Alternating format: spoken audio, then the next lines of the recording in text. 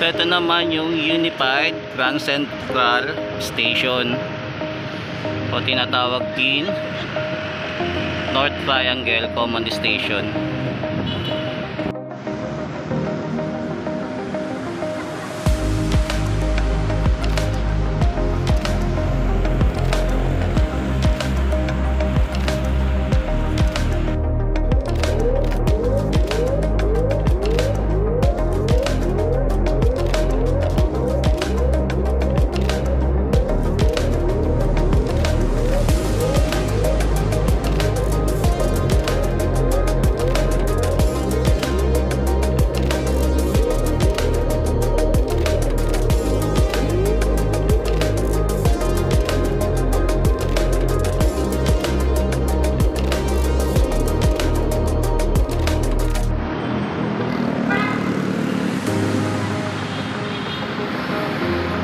Yung pinutol na pala yung hagdan dito pababa papunta dito sa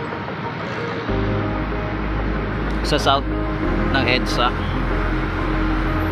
Wala na pala, malapit sa Mercury Drugs.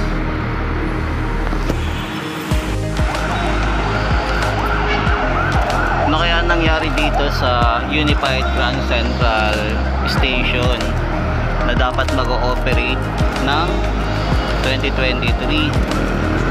Kaya lang mapapansin natin wala pa rin, hindi pa rin natatapos. Alam ko sa balita ang pa-partial operation nila ito ang MRT3 muna bago ang LRT1, pero mapapansin natin 2024 na and then March na, wala pa rin progress dito sa area na to.